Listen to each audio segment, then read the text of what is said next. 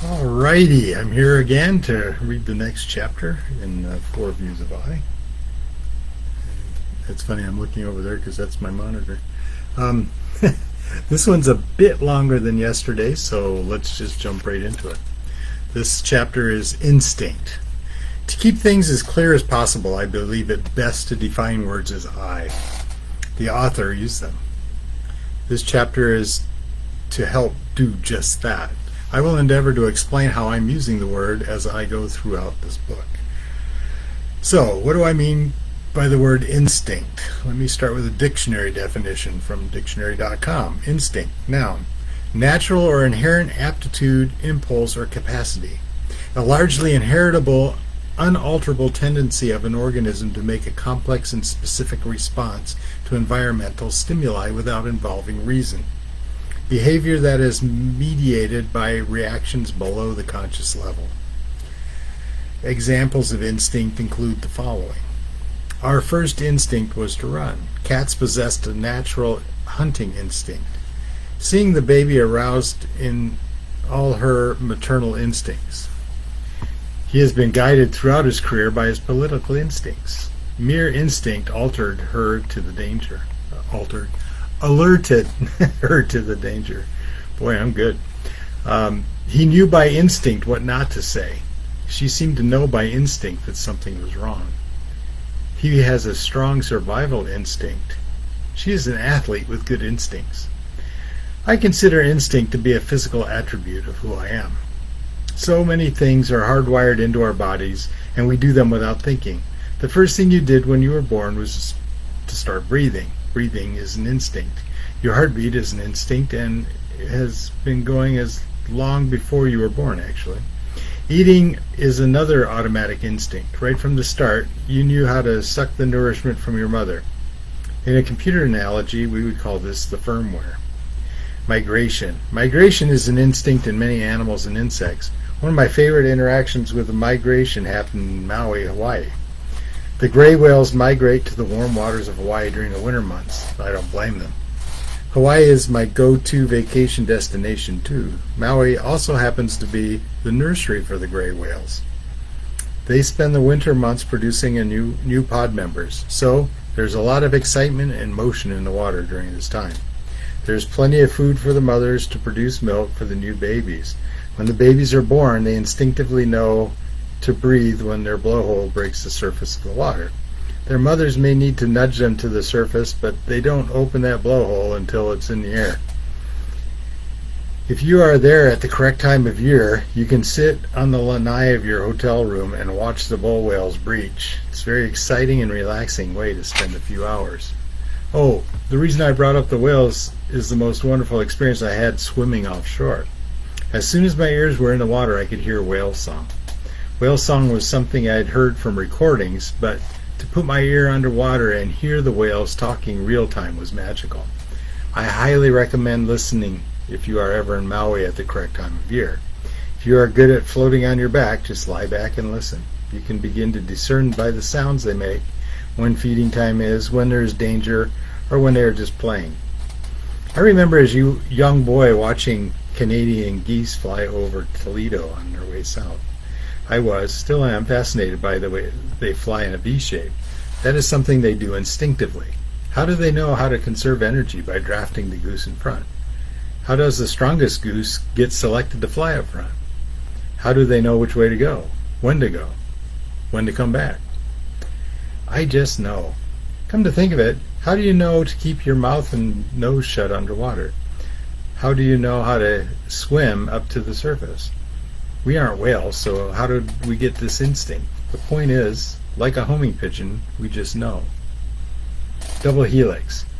Deoxyribonucleic acid, or DNA, is a self-replicating material present in nearly all living organisms as the main constituent of chromosomes. It is a carrier of genetic information. DNA is a double helix. RNA is a single helix. Both have sets of nucleotides that contain genetic information. DNA is a molecule that contains the instructions of an organism needs to develop, live, and reproduce.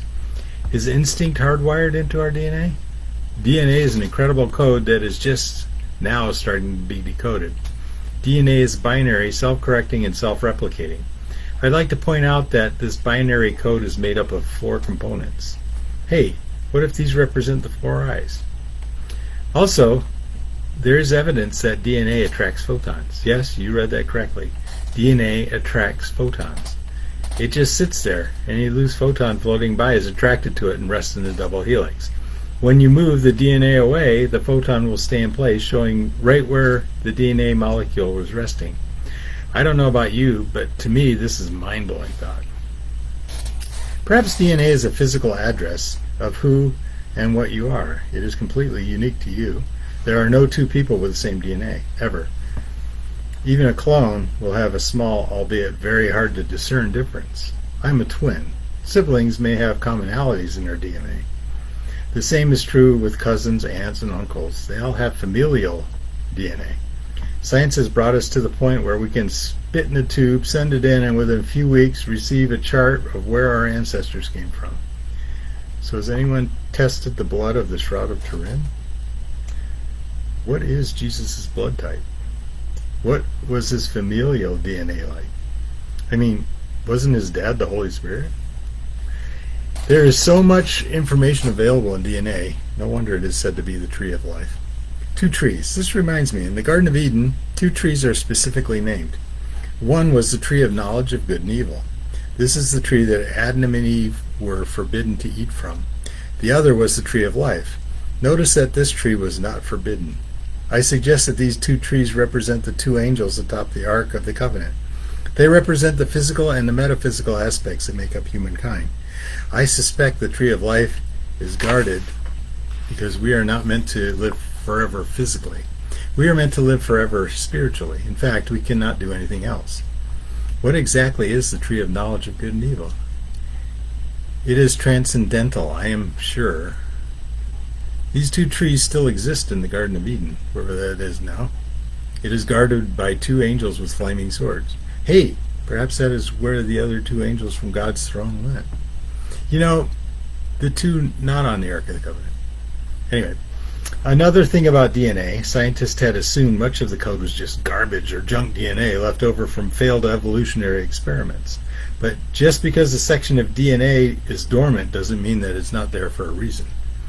They are beginning to realize that the dormant DNA can be activated to perform the task it was designed for. Immortality. Immortality, now that is an I word worth looking into. Telomeres are little bits of code at the end of the chromosomes. Many people liken telomeres to the ends of a shoelace. The end of the shoelace has a bit of plastic wrapped around the end of it to keep it from fraying. It is said telomeres perform the same function, keeping the chromosomes from unraveling.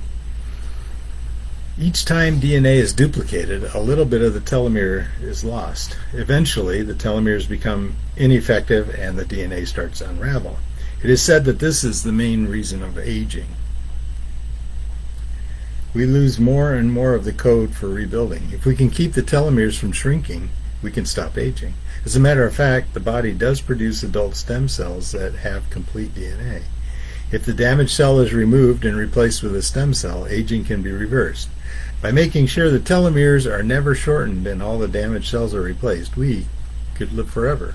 Physically, our body continues reproducing and replacing cells, moment by moment, hour by hour, day by day, never stopping. How often do you stop and think about each of these cells, even a group of these cells? Likely never. But if those cells go bad and turn cancerous, I bet you will think about them. The body just keeps moving forward with the instruction set it has available. If the instruction set gets corrupted, then the harmony is disrupted. Therefore, I consider the physical body to be under the control of the instinct aspect of human life. Cellular biology has grown leaps and bounds since I studied it in school. Back then, we only had a few labels to remember on a cell. We only needed to remember the few components. But so much more has been discovered about the parts of a cell. It is less of a mystery than ever before. It is a field of all of its own now. The complication of the little bits inside the cell is extraordinary. No wonder DNA must contain so much data. Each living cell has its own copy of DNA. DNA is a blockchain, the ultimate blockchain. Do you have your own cryptocurrency keeping you running? You do. Gene therapy is possible. That is mind-blowing. Embrace change. You can actually change your DNA. In fact, DNA is altered by inputs you receive. Chemicals can change your DNA, activating new sections, cutting in new sections. Once the blockchain is altered, the rest of the copies change to comply with a new set of instructions. It is a hard reset, like turning your computer off and on again. If you do this incorrectly, some vital information may be lost. By the same token, it seems possible to put aside some stem cells in cryostasis for therapy if this should happen. We are at an incredible time in history. Technology is a wondrous tool, or are we playing with fire? How many civilizations in the past have come to this point and burned the whole world by accident? How many cycles of learning has humankind been through? What really happened in Atlantis? But that's a subject for another book. Belief is a big deal for your instinct. Oh, an instinct can be instilled. You can learn to react instinctively. A person can overcome a fear of heights, for example, by putting faith in safety equipment. Why do some people have a fear of heights and others don't? Perhaps it has to do with a traumatic fall earlier in life or in an earlier life. The glass bridges are a good place to overcome fear. One of the first things a person must learn to do is not look down. There's a video on the interwebs that shows a person walking out onto a glass-bottom bridge. What the person doesn't know is that the glass is also an LCD display. When the person steps on a certain part of the bridge, the LCD will come on showing the glass shatter right where he just stepped. If the person panics or moves more, the glass continues to look as if it is shattering completely. It's a rather comical thing to see the person jump and try to grab onto the railings to keep from plummeting into the abyss. Physical exercise. Physical exercise is something that used to be purely instinctive. Running from predators, chasing after prey, reproducing, and so on. We're all plenty of exercise. Paleolithic humans were very fit indeed. And it is no wonder so many people try to replicate the diet of these prehistoric humans. Of course, the lifespan of Paleolithic humans is estimated to have been around 35 years. It wasn't the years, it was the mileage. Well, there is much to be said about diet and exercise for a long life. Fasting is another form of longevity extension therapy. This is going against instinct. The body needs fuel to function. Cutting off that fuel supply is detrimental. The body was designed or evolved or whatever to deal with temporal fuel shortages. For hunters-gatherers, this was a common occurrence. See, things didn't always grow and ripen, and sometimes the prey was too fast. It was not uncommon to go a week or two without feeding. But the hungrier people got, the more desperate they became. During these times of fasting, the body would utilize fats it had stored up. This was also a good time to get rid of the old cells that weren't productive anyway. Survival of the fittest in the body. It is thought that fasting kicks in ketosis and other processes that cleanse the entire system of undesirables, running the company lean and mean, so to speak. It uses up all the fat reserves and streamlines the processes to conserve energy. The person with ketosis is any food input.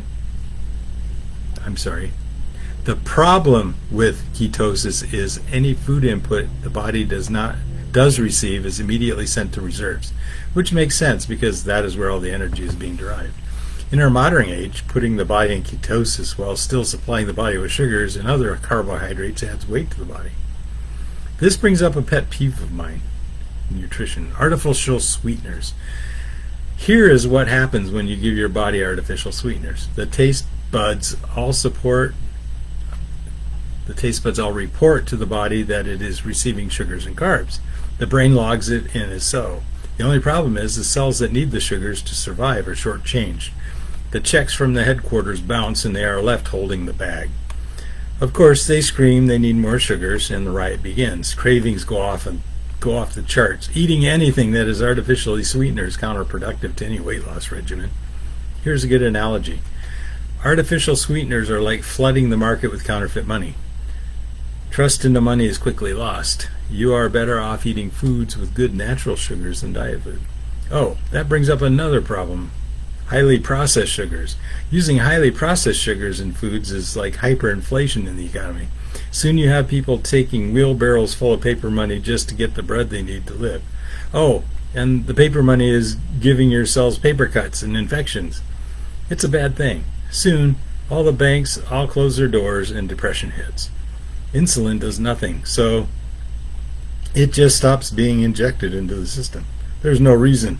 The regulation of the money system is worthless. Pancreas must lock its doors. Hey, buddy, can you spare a dime for a fellow American who's down on his luck? The soup kitchen is overworked. The society breaks down, metaphorically speaking.